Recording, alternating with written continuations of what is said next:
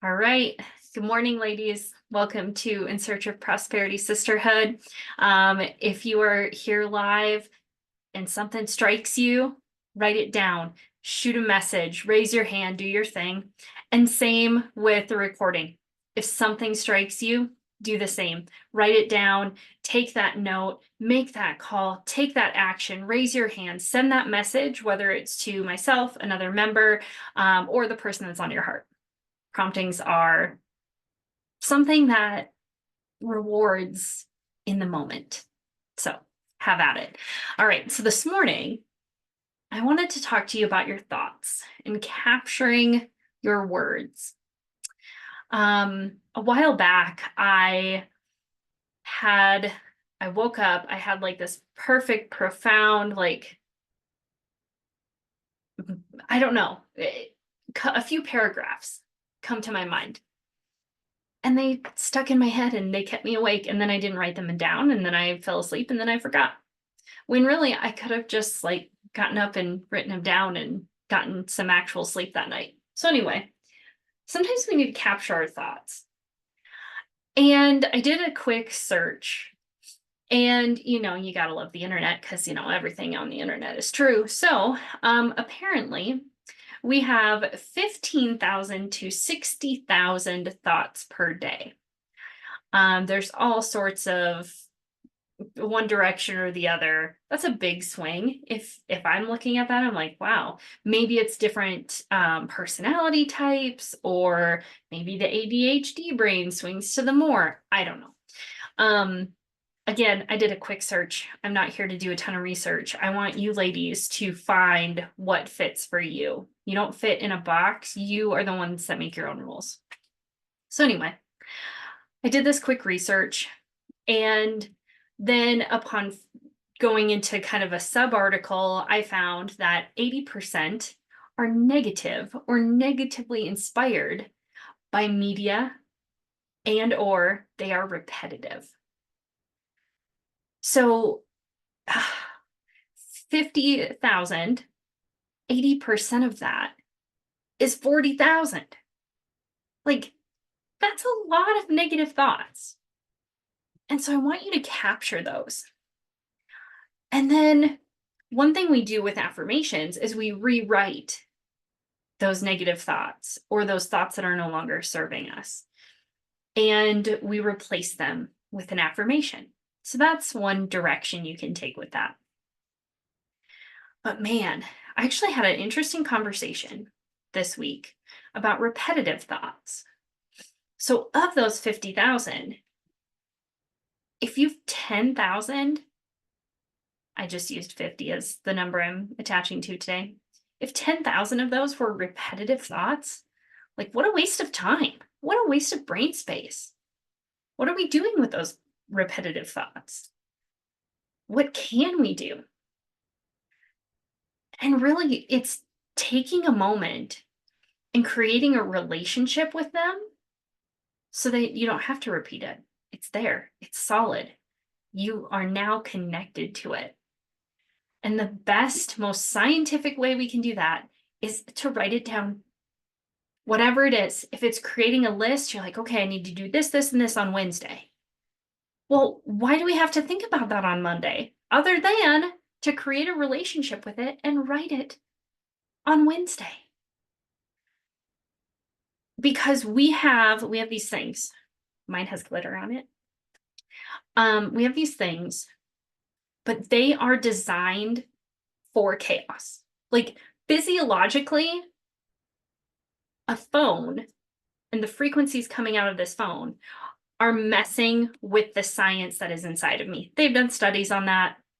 Go find them. The point being, we can't rely on something that is causing us chaos physiologically. So even if we put our list in our phone, sometimes those lists still haunt us in that form of repetitive thoughts. Or did I write that down? Because you didn't, because you put it in digital form. And so your brain is still like, you didn't write that down, because we are humans and we need to physically, sorry, I'm getting in your face about this one today. We need to physically Create a relationship with that thought. So when we capture it in the form of physically writing it in our planner, like the In Search of Prosperity Sisterhood planner that many of you are test driving and using right now. And if you're seeing this in a later session, you're going to be like, I need that. Where is it? It'll be there. I promise. Create a physical relationship with those thoughts. So then, if we go back to negative thoughts, if we were to write down a negative thought, what does that do? I know for myself, I'll just speak for myself on this, and maybe you ladies can chime in on this or practice it and let me know later.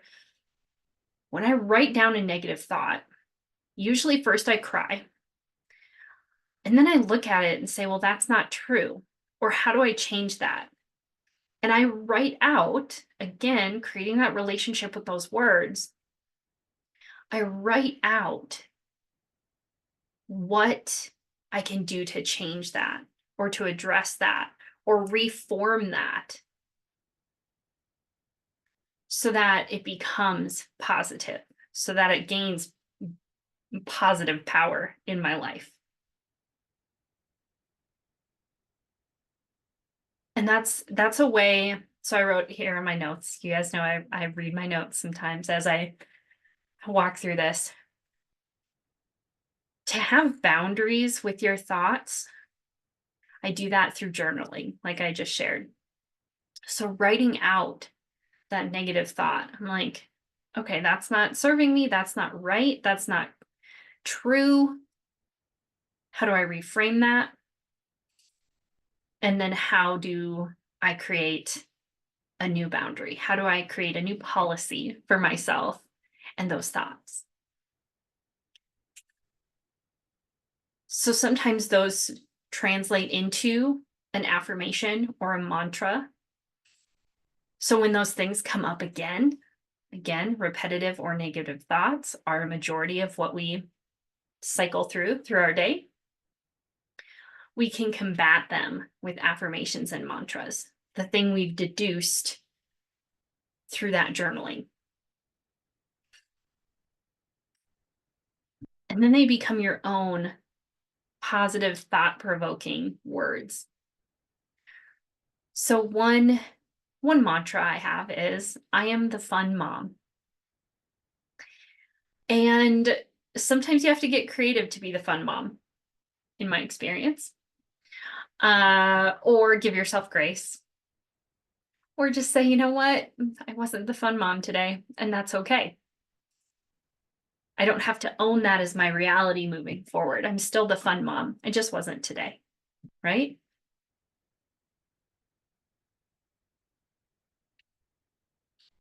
So this leads me to my final point and a book recommendation for you ladies.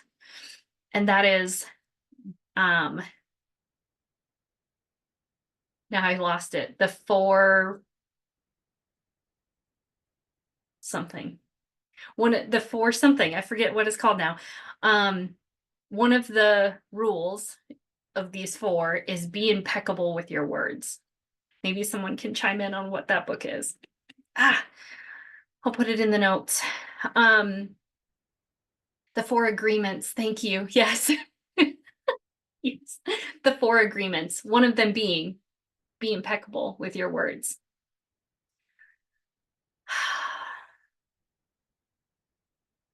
And so that means don't beat yourself up. When I just shared, okay, I was not the fun mom today. I did not tell myself I was a crappy mom today. I just said I didn't reach that standard I'd really like to be, right? And yet I say that out loud and I'm thinking, I could use better words to describe that, right? So that's where I go back to my journal and I say, okay, what are those words that Shaina will use to be a better mom every day?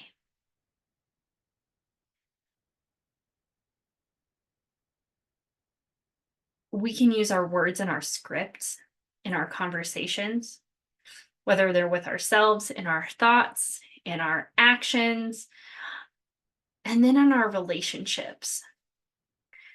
When we are impeccable with our words, it makes us capture those thoughts and words before they leave our bodies, right?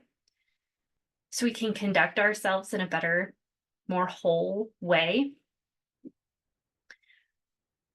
And we can better communicate first with ourselves and then with those around us.